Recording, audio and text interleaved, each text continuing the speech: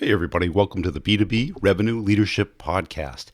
Hey, what we do on this podcast is talk about what B2B sales and marketing leaders, operators, and experts are doing today to really break through and grow their businesses at exponential levels. Let's get it in the interview. At the end, I'll give you an update on my courses, and you can check out my website at b2brevenue.com, and it's Brian G. Burns on LinkedIn. Hey, Mark, welcome to the show. As we're getting started, tell us about yourself. Well, I think some people might know me from LinkedIn, but I've just been a sales geek for about, dirt. Yeah. It goes back that far. And I've been progressing through that through the whole time. And it's just a person who likes to talk to people and find out what they're all about and say, hey, I've got something you may want to talk about. Yeah. And it's found out that it's a great way to make a living too. So, was it a natural progression for you, or? No, I never really, it's kind of hard to say if it was a natural progression. When I finally did it professionally, yeah, it was. I started as a golf course caddy when I was 13 years old. Yeah. And, I was a bigger kid. I'm 6'5", so it's, I got a little bit larger as a kid at 13. I went to a golf course because they were paying you money to carry golf bags. So I started carrying golf bags for people, and then it's like, well, you want me to clean your clubs? Sure, here's a couple extra bucks. You want me to do your really? So all I have to do is talk to people and offer things up, and it just kind of progressed from there. I actually, when I graduated college, wanted to be a sports producer. I mean, that was my whole big deal. Won't go through the story of why I might have changed my mind a little bit, which is kind of hysterical. You got to learn who you talk to. That was my first big aha moment of, don't talk to the guy like that who might hire you. So we moved through that, and I did get into the broadcast side of the business, but it was the production and creative side. And then one day I saw these people come walking through our television station having a whole lot more fun than we were having in the newsroom. And I just said, who are those people? And they said, they're the salespeople. And the hand immediately went up and said, I can do that. Yeah. And it just progressed from there. Yeah. And what motivated you? Was it money? Was it lifestyle? Was it? It was both. It was lifestyle. It was money. It wasn't a one-day thing. It's like, oh, those are the salespeople. What do they do? It's like, I didn't know we could sell air. This is kind of interesting. And okay, so that's how we make money here. That's how they pay my salary. And you talk to more people, and it's like the lifestyle was much better than I was doing. I was working late nights. I was working weekends. I was working holidays. Yeah. I was making $3.80 an hour because, it's you get paid the glamour, that right. Level of the business. It's glamour. And it's just like, they make how much? Yeah, I think I need to find out about how I get into that line of work. And that's what really started it all. It's just like, it did give you the freedom. Like I said, I was a people person. When you're locked in the newsroom all day talking to the same 7 people doing that type of work, you're not really dealing with people. And it was fun, but it just wasn't the excitement I thought it would be. And the other side turned out to be a whole lot better. So then you started selling ad space? Was that I started selling ad space. Yeah. And I progressed in the ad space business up into management and then division management and the whole deal. Yeah. And how did you like that? Oh, it was fun. I mean, now when I did it, again, like I said, I started doing this, somewhere between fire and the wheel. I don't know which one came first. But they had radio. Yeah, well, they did. They might have had radio at that point. You're probably familiar with Jay Jensen and see some of his stuff. Yeah. Jay and I argue who sold Jesus his first camel. So we've both been doing this for an extremely long amount of time. And it was just like, this is fun. But then it got to a point, and as you rise, and I went from kind of the local side to the national side, when you're starting to deal with the big national accounts and the national ad agency, it became more of and I don't want to make anybody upset with this, but it became more of an accounting job. I have to deliver a certain amount of rating points to meet a certain goal that this buyer had.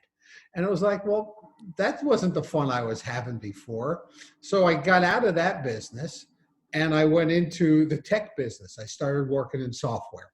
and I started selling software and started going out with something new. It was something exciting. It was, I won't call it a pioneer path, but not too many people had computers then. Yeah. And so that was fun. Here we are, fun again. And I started to change a little bit of the philosophy. I mean, I've been already doing this for a number of years, and start to understand that being able to help people was even more fulfilling than just being able to sell something and make a paycheck that you looked at every 2 weeks and said, really? I make that much to do this? And technology was a little bit more tangible. You could show it. Well, sure. Yeah. Sure. Yeah. I mean, it was. You get into starting to do demos of software, and the tangibility, intangibility part never bothered me, because it was, the broadcast space was a space that was intangible when you sold air. I sold air. So it wasn't like I had to convince somebody that this is a good idea. That was already done by somebody else years before me. But the software business, that was something really new. And there were some arrows being shot into our backs as pioneers when we started to introduce that around the country. And who were you selling the software to? Was it what persona? Well, there were a lot of different personas. A lot of the things that I focused on, now the company was WordPerfect. And I think everybody might remember WordPerfect. So there you go. I just dated myself. We put the whole freshness sell-by date on it by saying WordPerfect. A lot of what my job was to do was going to a lot of the manufacturers and doing OEM sales. Okay. So I was going to a lot of the IBMs of the world, personal computers, and those type of companies, the Dells of the world. And it's, you need to have WordPerfect loaded on your computer when people buy it. So yeah. It was doing a lot of that. So it was the purchasing people and the key tech people and the product people at a lot of the computer companies. Yeah. Well, what'd you do after that? When that business got acquired, I went back into the media business. Yeah. But only, instead of the broadcast business, it was the cable TV business. Wow. Okay, so there's a little bit of a difference. Cable at the time was this infant business. It was very local in nature, but there was this company that said, we have a great idea. I think we're going to cobble all of this together so that we can compete with the broadcast stations and the broadcast business on a national level. So it was a national rep firm, and I went to work for those people. I started at the beginning on the street, and the person who actually brought me into that business was one of the station general managers I worked for along the way when I was back in the broadcast business, who said, you might be able to figure out how to talk to these people. Yeah. So we went and did that. I started on the street with them. Then I became a general manager of our business in Detroit. They moved me, at the time I was living in Boston. They moved me to Detroit. And of course, that was big automotive business. We were very, very successful with that group, that team, and that division in Detroit. And then they moved me back to New York City, where I grew up and spent a lot of time to run their new business development and marketing program. So I stayed in that. I was with that company for about 8 years. There were some changes that came to the very top of that company, which, if anybody's ever worked at some of the larger companies, when changes come to the top, there are some new faces that get brought in just because that's what you do.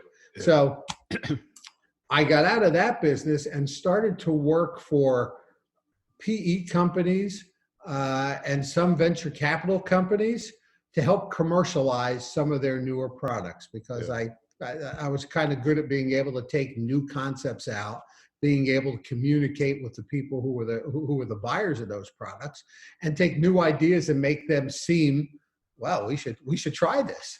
So and to me, that was exciting. It was something new. You had to figure out your way every step of the way.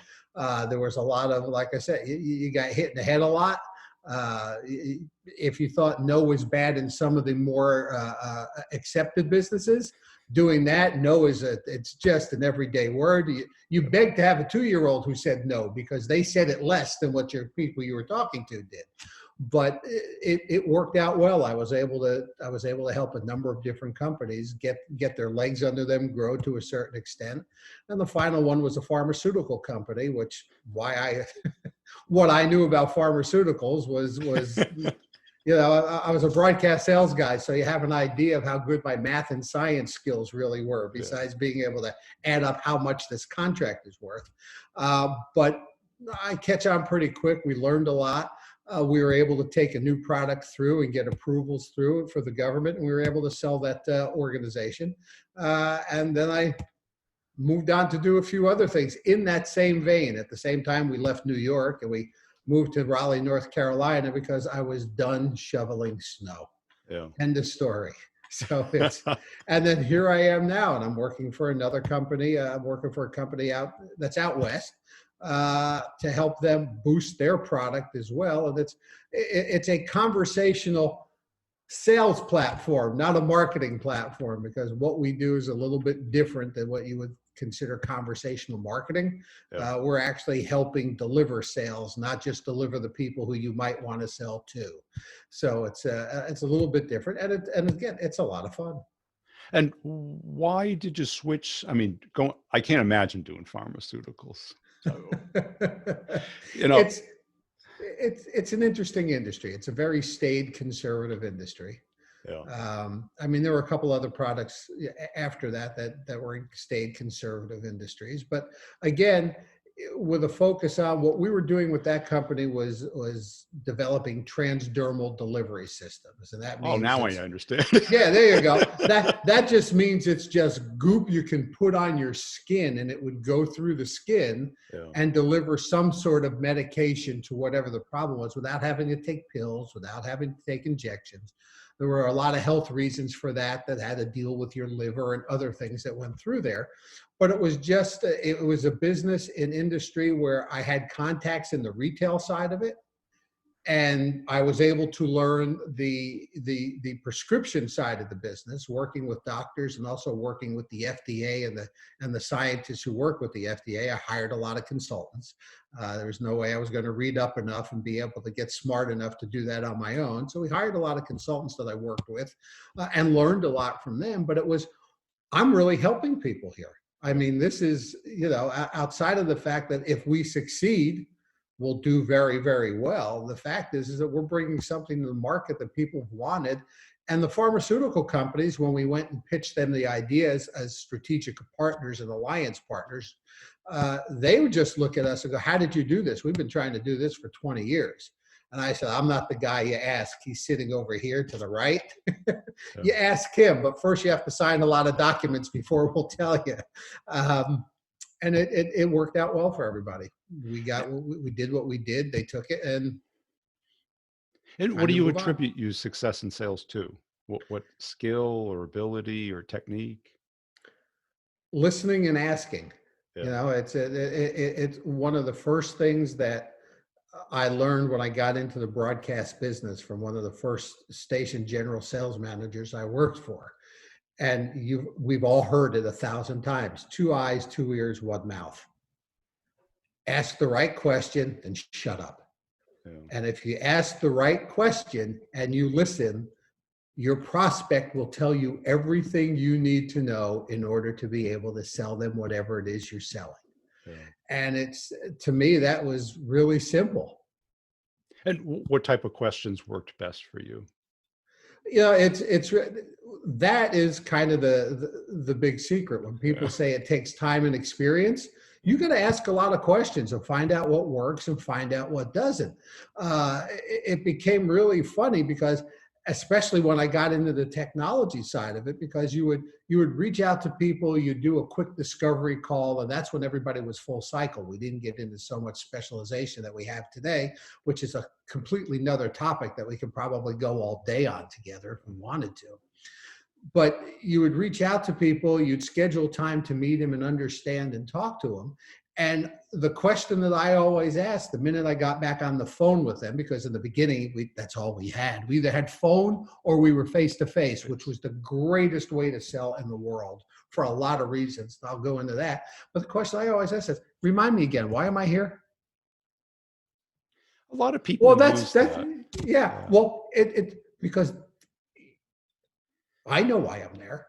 I wouldn't be there if you didn't answer the right questions. But then they get to talk at me and say, well, you have this thing and we have this problem. And here's our problem. And it sounds like can you solve that for me? I mean, give me the red carpet right through to the close. So it's just tell me why I'm here. Remind me again what the problem was. Yeah. I don't. It didn't bother me if it sounded like I didn't remember what I was doing. Well, I've heard a couple people use that on me, and I'm like, well, you asked for the call. I'm here because you asked for it. Well, you know what? You're a sales guy. Yeah. The people who we talk to, and there are going to be a lot of people who watch this, so I don't want to let any cats out of the bag or say, but they're not salespeople, so they don't think the way that we think. Yeah. When I get a cold call, I take most cold calls that people send to me, or I'll answer most cold emails. But when I get a cold call and somebody stops pitching, I'll listen to it and say, well, I really appreciate you reaching out. It's not something that's on my radar screen now or in the future because of this. But let me give you a couple of pointers on how you can make your pitch a little bit better. But and clients don't do that. They just say, hey, thanks for calling, click. Yeah. So there's a completely different mentality of a salesperson. So I mean, I like it because you get them talking, and how they describe why you're there is exactly why you're there. Exactly. And that was the part about face-to-face selling that I thought that a lot of people today don't have that experience. Because you'd make an appointment, you'd go meet with somebody, you'd sit down next to them, and they'd show you what they did every day. Then they'd walk you around the building and introduce you to everybody else they interface with, and you get to ask them questions about what they do every day. And before you know it, you are a semi-expert. You're never going to be expert, but you're a semi-expert in their business. And to me, that's the thing that you need to know no matter who you pitch. If you don't know their business and the challenges they face from more than just a 30,000 foot perspective, it's much, much harder to sell anybody anything. If you come off and they go, wow, you do get what I do, don't you? Whole different discussion. And that's it. And I think we have diminished the value of that because people now think transactionally. Oh, well, that's the whole deal with SaaS stuff. And a lot of people who are in SaaS, for a good deal of it, it's transactional. I got a website, you saw my stuff, you're calling me to ask me some questions. How many do you want? Give me your credit card. For the big enterprise stuff, there is still a little bit of it. There's still a lot more of what you and I were probably used to selling. But there's still a lot more, it seems. Right, because, if somebody's in market, the transactional thing works. But if most of the time they're like, they have the problem, they're kind of aware of it, but they're not searching for a solution yet. No, and it's the one thing that you start to learn and understand as you move up the ranks at some larger companies or even smaller companies, startups that you grew. I've got X amount of money and I've got 12 challenges that I'm facing. The challenge that I'm bringing to you, whether you knew you had it or not, is it on that list of 12 that you want to spend your money on? Or is it something that you never thought about? And does it represent more challenge to my business than those 12 that are in front of you? Yeah. And that's the part that a lot of people have to understand. It's not that they don't understand that they have a problem that you may be able to be solved. You don't know what their other problems are. And there's only a finite amount of money. People just don't say, hey, let's put number 13 on the list and fund it. It just doesn't work that way. Right. And what's even more scarce than money is their time, energy, and focus. Sure. In the software business, the biggest challenge is, what is the cost to retrain somebody on a new piece of software? Yeah. We do have an old system. Yeah, it's a little bit clunky, but now how hard is this going to be for us to change, and what's that going to do to the morale of the people that we're working with? So it's more than just a feature benefit, or it's more than just, if you put this in, here's where you are today. This is the bright, shiny city you can be tomorrow. Yeah, but I'm going to have a whole lot of angry citizens in my bright, shiny city. It's exactly like your phone, what we were talking about before we started. It's like, it's probably not the money for the new phone. It's like, you've got to put stuff on it. You got to relearn it. You got to. It's I guess it's me becoming my father. I don't know. It works. Right. It works. What do I want to fix it for? Right. Until either something new comes out that you have to Hmm. have, or it stops working. Right. Well, and of course, it's a lot different than I do things in my personal life. Because my son and I, we rebuild cars, and we'll get a car, we'll rebuild it, it'll be great. And go, hey, you know what? It's kind of like the old, what was it? What was the name of the show? Home Improvement. Yeah. Oh, let's see if we can just bore this out and get another fit. No reason to do it except you got this grin in your eye, like this is going to be fun. Yeah. A phone, it ain't fun. It's just it's a utilitarian tool. So, and it looks like you've done some stints in leadership as well. Yeah. And why'd you go into that? What you like about it? What didn't you like about it? I got into it because it was the natural progression at the time. Yeah. You rose to a certain level as part of the sales team. Whether it was intentional or not, and I'm not going to say I went out to be the leader, people would start to come to me and say, how would you solve this problem? How would you solve, everybody doesn't want to go walk to the manager because they don't want to sound as if they don't know what they're doing, or maybe they're just afraid of the person. I don't know. But they would come to me and go, well, how would you do this? How would you do that? And I would just say, well, this is how I would handle it. Does that sound like something you could do?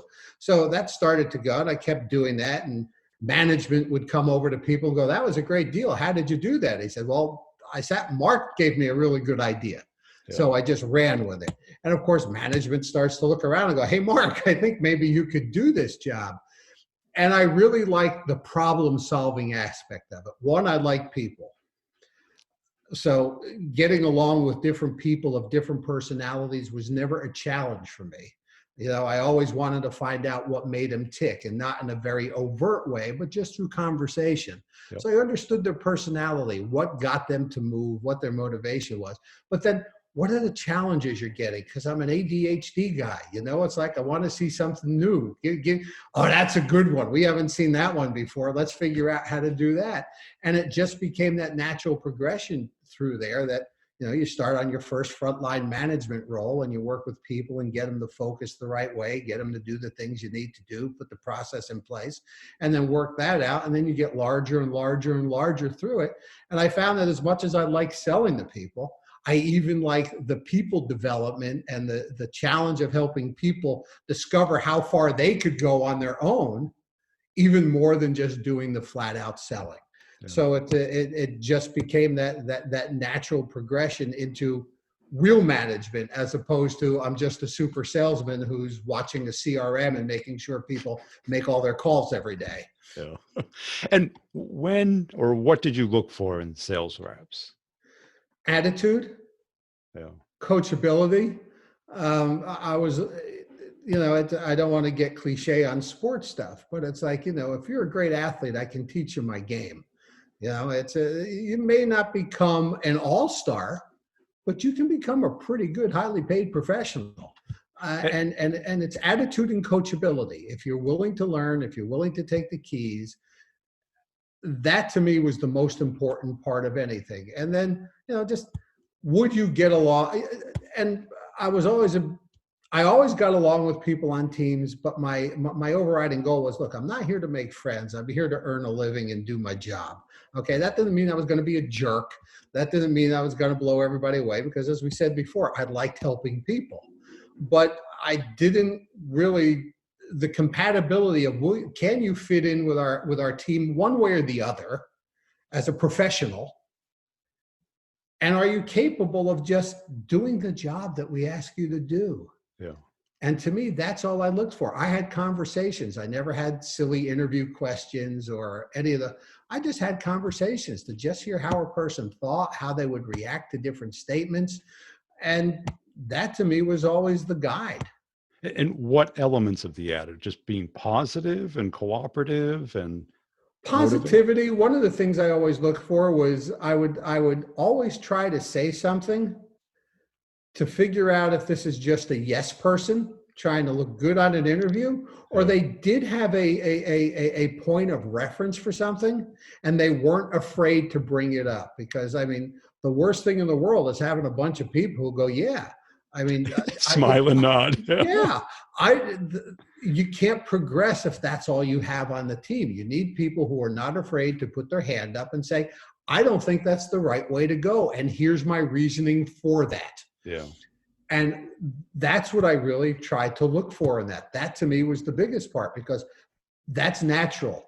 And if you think there's a fear factor or trepidation to do that to a prospect or a client, when you're on an interview for a job with a person who's going to be your boss, it's like, oh man, I'm not going to, if he says the sky is turquoise or orange, it sure as heck is. No, Well, I don't I mean, want that. that's a good point, because that ability to have a conversation that you're not really challenging the other person, but you're discussing it. Exactly. And And part of coachability is making sure you understand what you need to do differently. exactly. And it's, to me, sales is nothing more than a conversation. Right. It's not me selling this. It's not me selling that. It's not me trying to turn your world upside down and sideways. It's having a conversation to hear how you think. And the ability to be able to say, you make an exceptionally good point, Brian. However, have you thought about it this way? Huh? No, I really haven't. And then you have another conversation. Right. And then before you know it, somebody says, I think this may work for us. Or, they're now part of the process. It may not be the one call close or the two call close, but they're now part of the process, and they're seriously thinking in the way that you need to have them think in order to see what it is that you're offering and what you're doing. So, And it's rare that people can have a conversation as opposed to a monologue. well, they're trained to have a monologue. They're trained today. They're trained to have a monologue. They follow scripts. They have full playbooks. And I was, and I think that probably is hurting sales more than anything else. It's a conversation. Have them understand the customer that they're selling to in their business. Have them understand how the product or service you offer fits into that business, and just let them talk. Stop with all the playbooks and all the other rigmarole that you try to put on people. You're going to get objections. I mean, nobody says yes without an objection somewhere. And objections is sometimes a very bad word, because question and objection are the same thing. They're the same thing. They're the same thing, but are you treating that question as if somebody is throwing something back at you, or are you just treating a question as, I don't understand, can you just explain this a little bit more to me? Yeah. And I think there's just a lot of stuff that's not being done today that was done years ago that make salespeople better at what they do. Yeah.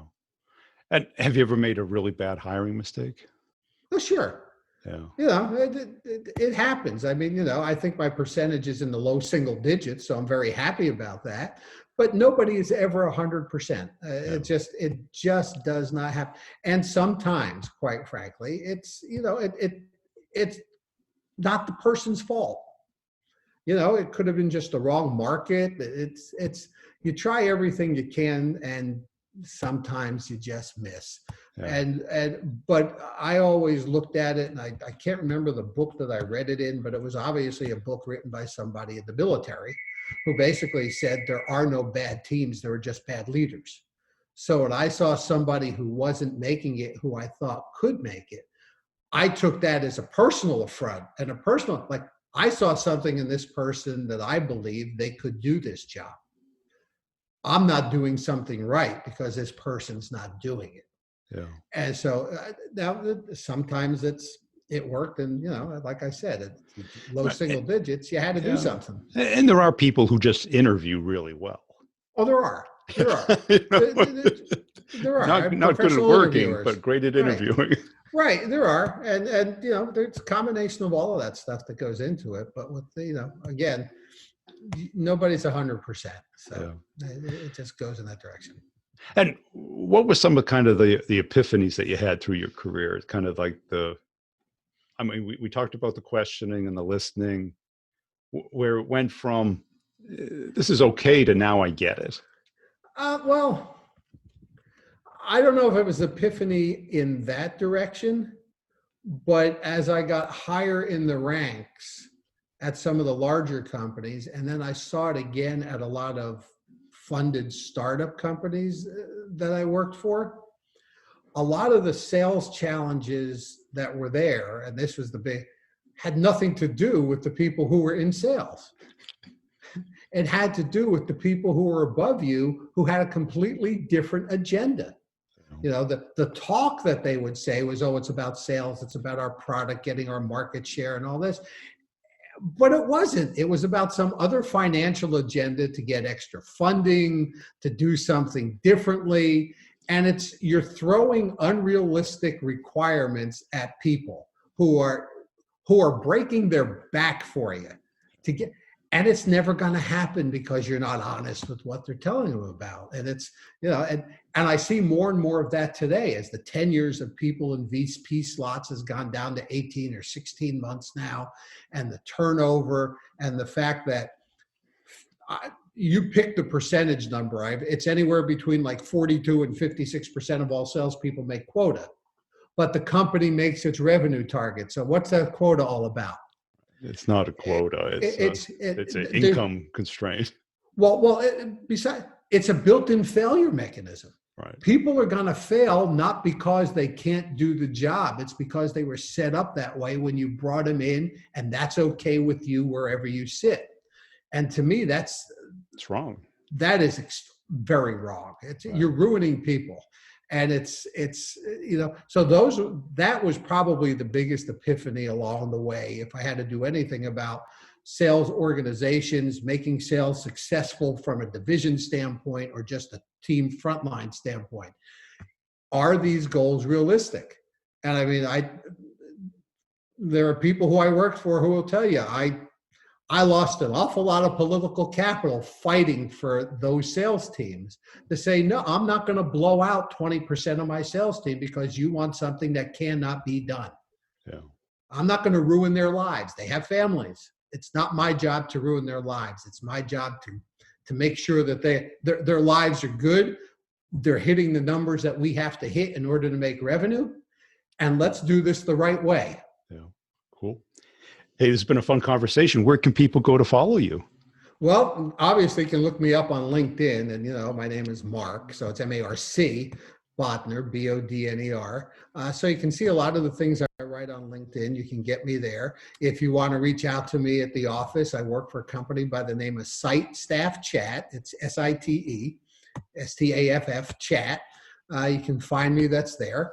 And if you get me on LinkedIn, I think my cell phone number is even in my profile if you connect with me, and I answer it.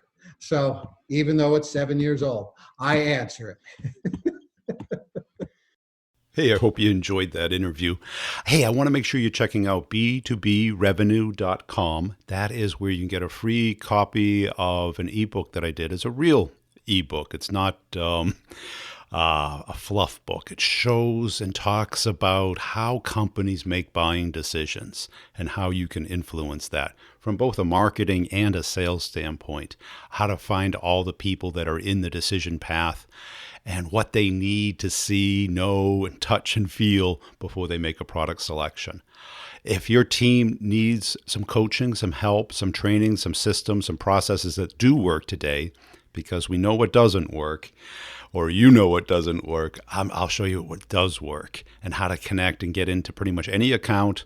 It includes deal coaching and content community, and I can customize it for your particular company. Just go to b2brevenue.com, look under training, schedule a call with me. We can talk it over, or just sign up.